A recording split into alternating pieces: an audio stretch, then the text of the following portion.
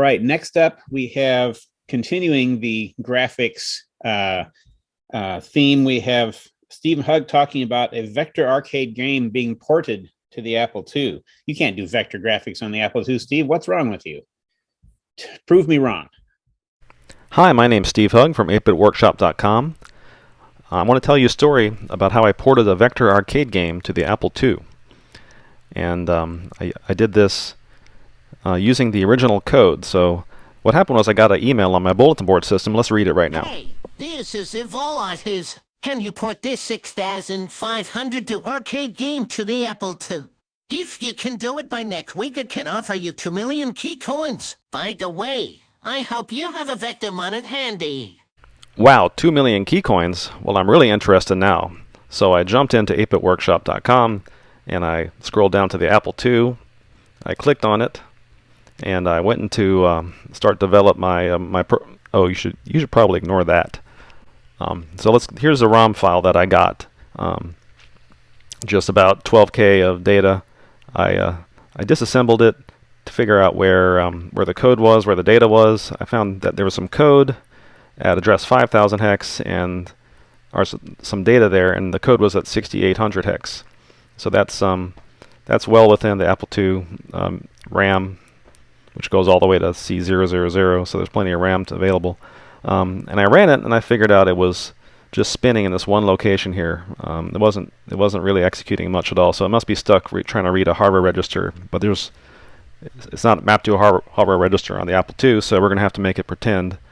What I did was I set that register to 0, and it continued a little bit more. You can see it's reading and writing from RAM, and it's executing code down here in this area.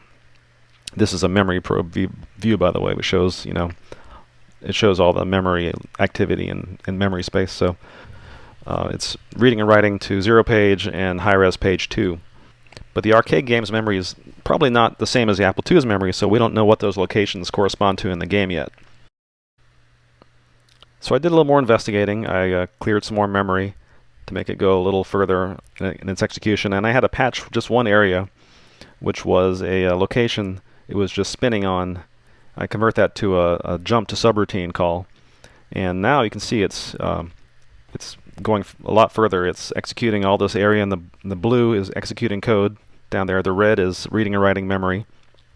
So it looks like it's making some progress of some sort. We don't know what it's doing yet. So I did some web searching to figure out, what is this game.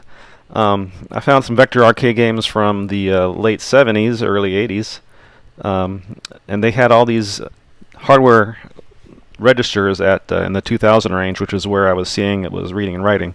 So I was able to map those to the Apple II memory because it's just RAM on the Apple II, and especially this Go DVG location was interesting. That stands for the Digital Vector Generator, which is a state machine on some vector games, which is kind of like a little instruction set, a little virtual machine, and it has commands for go to coordinate, draw line, scale.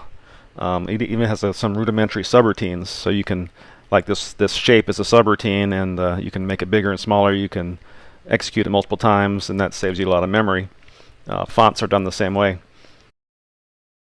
So I'm going to try to replicate this DVG functionality on the Apple II, but first I'm going to need a fast line drawing algorithm. So I went to Wikipedia. Bresenham's line algorithm is a line drawing algorithm that determines the points of an interventional raster that should be selected. Yeah. Okay, so we know what a line drawing algorithm is, so we implement it in assembly language, and it looks pretty good. Looks pretty fast, as fast as we can reasonably go in the Apple II. So we're going to take this algorithm, which can draw lines, and implement the Digital Vector Generator state machine, which is just taking one 16-bit instruction from the ROM or the RAM and doing what it says, drawing a line, going to a location, jumping to another instruction, returning from an instruction, or halt. When you're done with the machine, you return back to the main program. In reality, it runs in parallel, and it's in hardware. But you can see it's drawing the shapes pretty well. It's drawing even the numbers from ROM. It's drawing the little lines. So the way the arcade game hardware works is it fills up this buffer in RAM with DBG instructions, and then when it's ready to draw the picture, it activates the DVG circuit by poking this one location in memory. And it's a separate processor in the arcade hardware which draws all the shapes on the vector monitor, and does this in parallel with the 6502 CPU, so the game can run in the background while the DVG is running. In the Apple II version of this code, we're going to just jump to our DVG subroutine and draw the whole screen, and then return control to the game. And as you can see, it's starting to work here. Here's some early iterations of it. We have recognizable text. We have some kind of rough-looking shapes floating around. There's some debug information at the bottom showing the location it's executing. As you can see, it's taken up most of the time of the game is spent drawing these pictures in software. In hardware, it goes a lot faster. So anyway, we're starting to make progress. We have better-looking text, better-looking shapes, and so now, after a few optimizations, we're looking pretty fast. We have some flickering because we're clearing the entire screen every time. We can't do page flipping because the second page of high-res is used by the game code. It's got some memory locations it uses there. But we're gonna tackle this a little later. But as you can see, the game is actually kind of working. We got recognizable text and shapes, hooked up the keyboard. When we press a key, we write a location in RAM, which the arcade game thinks is a hardware register. So now we can use the keyboard to control the ship, to shoot bullets. All the game code is working. The collision detection is working. Things are exploding. We're able to move around the screen. It's kind of small because the resolution of the arcade game is a lot higher than this. I think it's 1024 by 1024 on the vector monitor. But it's looking pretty good for software.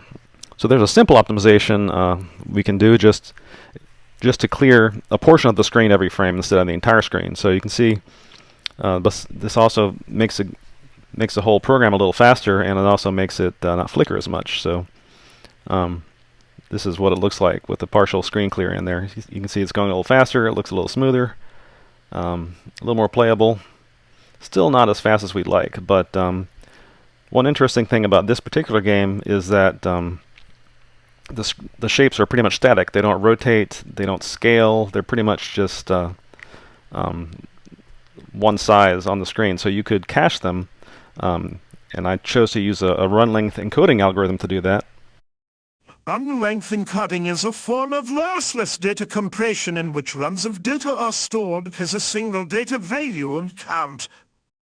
So after we apply this caching strategy, it's even a little faster. We can see in the memory probe view that it's writing new bitmaps to memory. Those are the purple flashes at the bottom of the memory view. And every time it sees a shape it hasn't encountered before at a bit shift position it hasn't seen before, it has to store 7 different versions of each bitmap for every shape. It adds it to the cache, draws it to off-screen buffer, and adds it to memory. So after applying all these optimizations, we have the final game, which is running pretty well. It's doing partial screen clears, it's caching bitmaps, and it's almost playable at this point. We have to skip some frames of the game, so we can't draw the entire screen every game frame, so it's not going to be as smooth as the arcade version, but it's also, we don't want it to go too slow, so we have to skip some frames. It's looking pretty good though. I mean, I'd play this game. It looks like a lot like an Apple II game I remember seeing way back in the past. Yes, it looks a lot like the Asteroid Field by Cavalier Computer.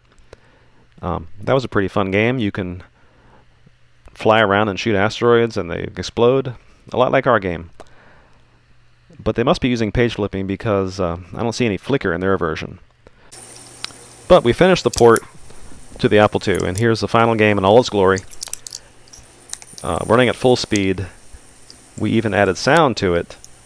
Just there's no separate sound chip on the Apple II, on the base model Apple II at least. So we had to stick in wherever we could speaker flips into various routines. So while it's drawing the lines or while it's drawing bitmaps, it has the opportunity to flip the speaker, interleaved in between the different other graphics routines. So at this point, it's looking pretty good.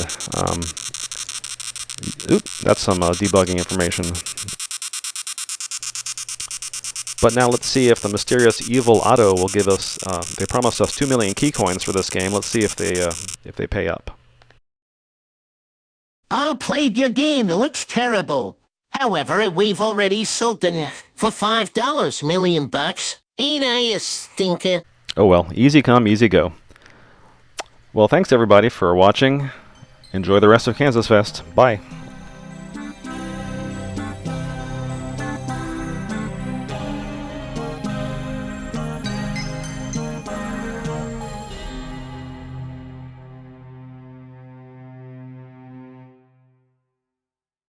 Hello.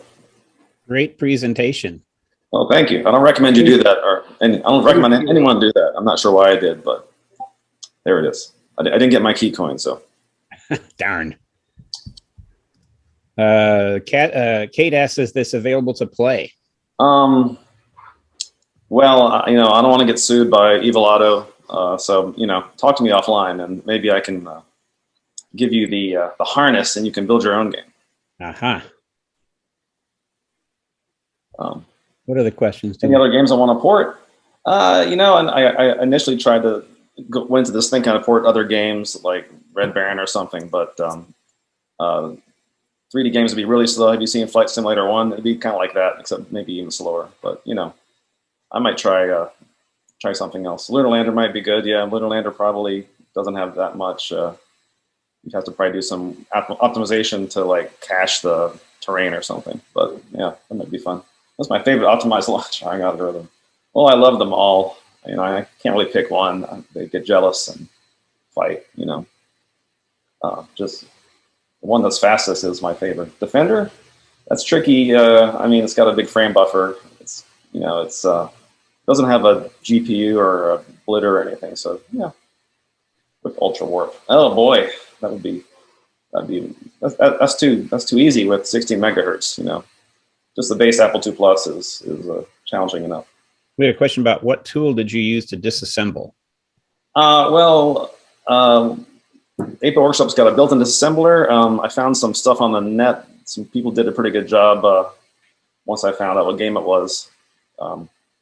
They thoroughly disassembled many games from that era, so it was actually easier than I made it look.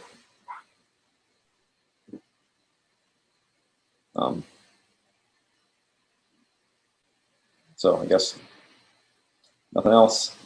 These have all been really good presentations. I